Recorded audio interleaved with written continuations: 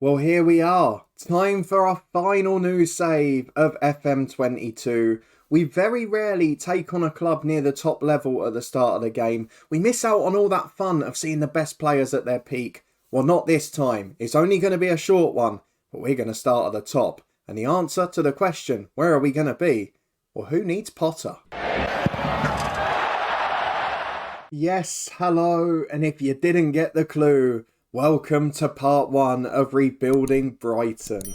We are going to take on the job, of course vacated by Graham Potter in real life, but we're going to do a couple of seasons here and see how we compare. A side expected to finish 16th by Football Manager, well, we'll see how that works out because they did better in real life, they lost star players in the summer, and as I often do in these saves, we're going to try and do things realistically. So if you like the sound of that and you're looking forward to seeing how my Sunday League manager with no coaching badges gets on, then please do add a thumbs up on the video and subscribe for daily FM22 content. Lovely to do something a little bit different and work at the top level of the game from the very start. Of course, you can see our Viborg save, which will rotate with this every day at 3:30. And there's links to all our other key FM22 saves and the Twitch channel up in the eye above, as well as down in the description, links to all the other platforms and ways to support the channel. But let's go straight into this by taking the Brighton job. We're going to go through our first day today, meet the squad, see what we'd like to do this summer ideally. I'd imagine it won't be a huge amount. We want to keep it realistic. And then we can pick a tactic to work with for Brighton and hopefully take them to success in the Premier League. Maybe the objective, even if we can nick a cup or go on a proper cup run, wouldn't that be a great way to finish FM22? So let's go and take the Brighton job. As you can see, we have no badges, no experience. We're a useless manager and we're going to make things as hard for ourselves as we possibly can. So let's confirm it. Let's get into the first day and let's see the media fuss around us taking the Brighton job. Here we go then. The Seagulls have confirmed the appointment of an inexperienced 28-year-old manager on 30 grand a week and a 2-year deal. That is pretty generous. Thank you very much, Brighton. We'll be playing at the Amex, lovely stadium, great aircon by the way. And Billy Reid, the assistant, no director of football. What a shame Dan Ashworth isn't still here. Let's go through to the opening days because there's great facilities, there's good finances. And last season they finished 16th, so we've got a job to back up. Hopefully as long as we avoid relegation, we'll keep our job first year. Now this is interesting. The tactic they're recommending is the tactic that the AI so often uses in FM22. We've talked about coming up against this countless times across our saves. And I'm really interested to see how these lads meet it because it is the one team where I think in my head, maybe it does suit that tactic. Let's have a look at the expectations. Sign young players to develop for profit. There was no prizes for guessing that one. Sign players under 22. Develop players using the youth system. 5th round of the FA Cup, 4th round of the League Cup, and avoid a relegation battle. That is going to be key. Let's see how we get on in our first day at the job. We're going to meet all the staff, we're going to meet all the players, and pick our tactic for our first season with Brighton and Hove Albion. So before we do any of that, let's go and accept the club vision because we were happy with what we saw there. We're also going to take a little look at the financial screen just to see where things stand. The club is in a really strong position financially and it's very hard to get into debt in the Premier League because there's so much money coming in from everywhere. The dynamics is going to be the bigger issue because we already know that the managerial support's going to be awful, and it is. The club atmosphere is alright though, and Graham Potter always talks about building good characters in the squad. So let's hope they're going to look after us and help us settle in. We'll start though with the staff. Who are we going to be working with here? Is this the area we're maybe going to have to put the most into in the first season? Or is it going to be the playing side where we have our struggles? Let's head to the staff screen. It's a big team. There's still a few vacant gaps. But let's see what people are in the club for now. Are there many familiar names? There's a few club legends there, isn't there? Ben Roberts, the goalkeeper. We had him on loan at Luton in the early 2000s. Andrew Crofts, the youth team manager. Bruno's still there. Gary Dicker's there, an under-18s coach. There's plenty about. So let's see who our assistant manager is. Billy Reid, 13 grand a week. That's one hell of a wage. He's not bad at his job in fairness. Not the best judgment, which isn't ideal for us. So we might have to make the tactical decisions ourselves. But to be fair, he works well with young players, which is crucial. He's a good defensive coach and he's got the determination. So as an overall, He's not a bad one to be working with. I'd like to see how good Ben Roberts is, the former Luton keeper. If I scroll down a little bit, you can see there, he played for Luton a couple of times, 2000 and 2002. He's a really good coach as well. We shouldn't look beyond that. 15s across the board, good motivator, good people management. Maybe someone who could be part of the management team in future. In terms of the other keeper coach, absolutely awful. Fitness coaches, there's 2 senior ones, one pretty good. And yeah, they're both similar, to be honest. And then a couple of coaches. We have got Bjorn Hamburg, who is a Swede that's all right. I presume, yeah, he was at Östersunds and Swansea. He's a Graham Potter regular. And then Bruno is the other one, a club legends. He's got the job based on his playing career, hasn't he? Not based on his coaching attributes. Not very good there at all. Moving further down, let's go to the physio and scouting teams. So Adam Brett is head physio. What's his rating? Excellent. We've got a good lead there. Paul Winstanley is chief scout. What is he like? Pretty good, to be fair. Maybe a candidate for a director of football too. Adaptable, good judgment, decent negotiating. So we have got good leads in all of our teams. I'm looking further down. Paul Ashworth is still at Brighton. He was at Astana previously. He's got not the best attributes, but he'll be all right. And in Gordon Greer, what a player. I mean, he's a terrible scout, but I used to have him in so many saves. He was always quality and worth signing in the very early FMs, but he is not a scout we're going to want to keep along here for long. David Weir, the former Rangers and Everton centre-half, is also the loan manager, and he's not bad either. So overall, the lead staff are great, but there are a few sort of former players or known players in the past that aren't the best and are maybe there on their playing reputation rather than their staffing one. But that's not what you're here to see, is it? You're here to see the players. What tactic are we going to pick? What players are we going to keep? And where do we want to improve? So let's start in the development centre, as we always do, see if there's any youngsters worth promoting. Okay, there's a couple of 2-star ability players and a 16-year-old striker I've got my eye on, because famously Brighton don't score enough goals and it is the weakness. So if over a couple of years we could produce a great striker, that would be lovely. Evan Ferguson, 16 years of age. Oh, he's good, to be fair. What a young player he is. Where's he come from? Bohemians in 1920. So Evan Ferguson, we're going to use him as our third choice this year, I think. I'm planning to play a 1-striker system. But if I can then say it's Welbeck and Morpay, whoever's there at the minute, if he's the third choice, I think that gives us a little bit of development for future years. Jeremy Sarmiento is a good youngster. I guess his development will depend on whether we play wingers. If not, we might loan him out. Are there any other good ones there in the 23s? Yeah, there's a few. Andrew Moran is a 2-star ability youngster with 4-star potential. Maybe looks a better wide man than he does a number 10, but he's good regardless. And then further down, Ostigard out on loan. Van Heck's there as well. There's some really good young defenders. Van Heck's playing at Blackburn. He's one we'll keep our eye on for year 2. So, promising youngsters at the club, a lot of potential for the future. But what have we got to work with in the here and now? It's a short-term save. We need to have stars. And you can see the 2 stars at the top. The best 2 players, as rated by FM22, are the 2 players Brighton have sold this summer in real life. They don't often get it wrong, in fairness to the Football Manager researchers. So let's get them in position order and run through our squad for Season 1. Are we going to need to improve anywhere? And what tactic as we go along do you think we should play? Let me know that down in the comments.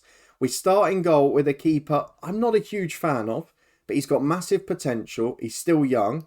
And he's much better than the backup, which is Robert Sanchez. So he is a 23-year-old Spaniard on a fairly modest wage, got a long contract, not the best positioning, and I hate defensive players that don't have great positioning, but he is still good. So he's going to be our number 1, regardless of what I think.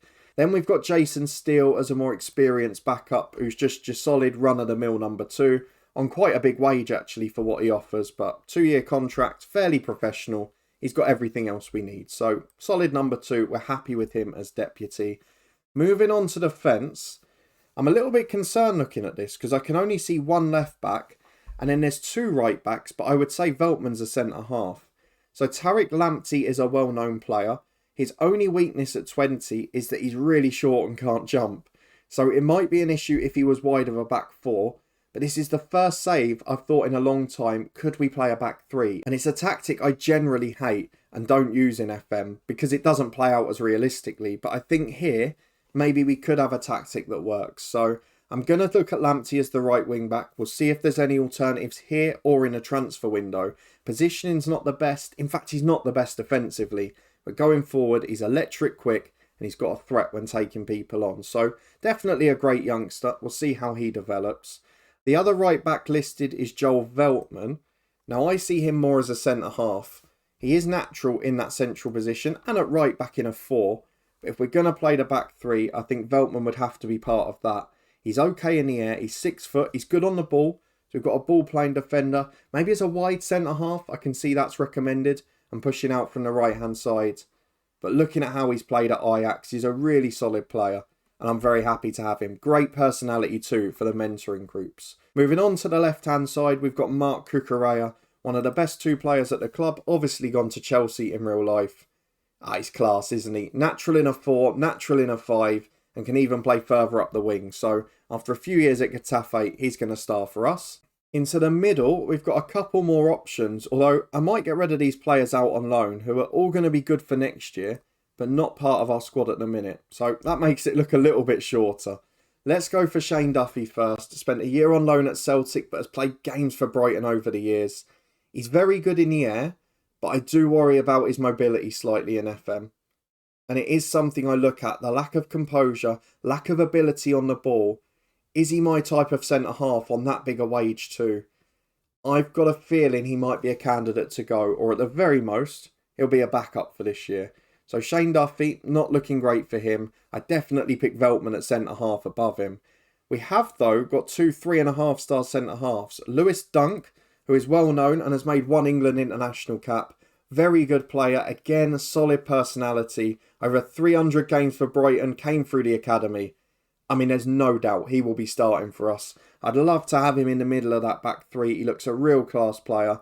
And likes to be in the middle of a 3. Perfect player. Definitely going to keep him. And then Adam Webster. Came from Bristol City for big money a few years back. And he looks pretty good in fairness. Very balanced. Good attributes across the board. Without maybe being outstanding at anything. But he's really rock solid. So those 2 look really good. And then it's probably Veltman alongside if we're going to stick with playing the 3. My worry with that is that Shane Duffy I don't really fancy as a backup. And Hayden Roberts, the other centre-half here, he's a youngster who is going to be very good, but is one for the future rather than now. So I look at this at the moment and think if we don't sign a centre-half, we probably can't play with a back 3. But that's something maybe we can do. Maybe we could sell Duffy and bring in 2 cheap ones. We'll look at that as we go across the summer. Let's move on to midfield because we've got loads of options in here. Not many wide ones, incidentally. You can see no one's listed as a right winger, which is why I'm thinking about that box midfield tactic. We start with Tudor Baluta, who is a 22-year-old, 2.5-star ability, 3-star potential. I've got to be honest, he looks like a championship player to me.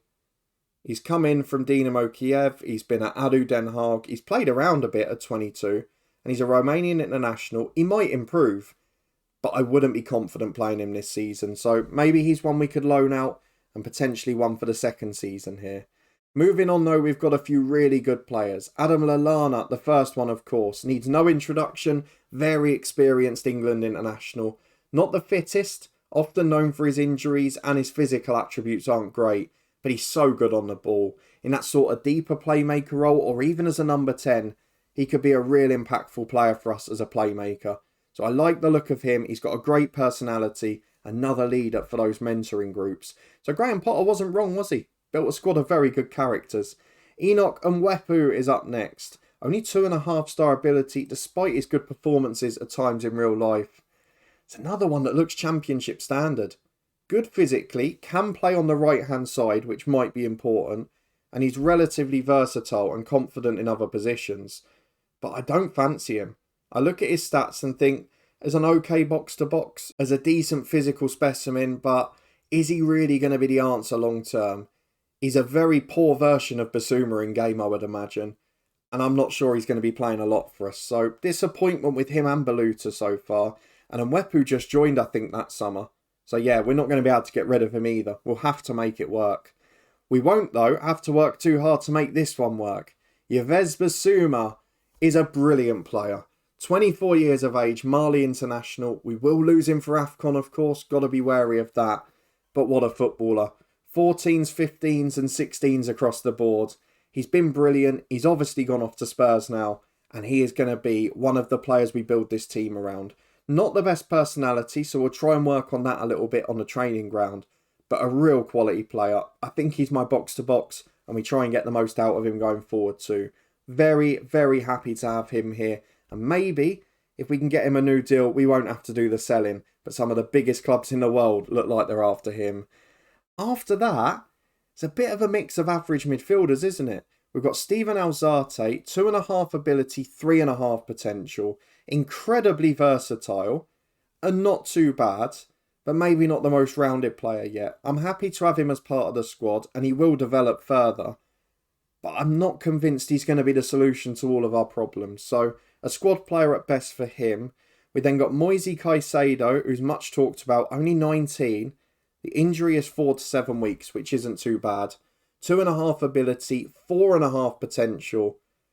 He's basically the man we're training to become Basuma, isn't he? So if next summer he can take over, if we do have to sell, that would be a pretty good position for us. Someone with his determination and his personality that we can maybe do some work with in those mentoring groups. Can a Lallana, can a Lewis Dunk take him under his wing, a Veltman even, and help him push on to that next level? Let's hope so. Jacob Murder is another centre midfielder. 3-star ability, 4-star potential. He looks like he's got a lot to give as well. Maybe not top quality at the moment, but a lot of appearances off the bench could be suitable to him. And then maybe he pushes on as well. But a Polish international, a quality player, likes to shoot from distance, and his best technical attribute is long shots. Think we might fall in love with that guy, mightn't we? We've seen how beneficial it could be in a Hemel save, having a great long shot taker. Well, we've got one here. He might get game time purely on that. And I mean, I guess to be fair to him as well, looking at Lallana's injury record, he might end up getting games anyway in that position. So he could be someone that benefits hugely from that. Solly March is one of the few natural wide players at the club. 3-star ability, 3-star potential. He's exactly the type of player we need. Another great personality, another academy graduate.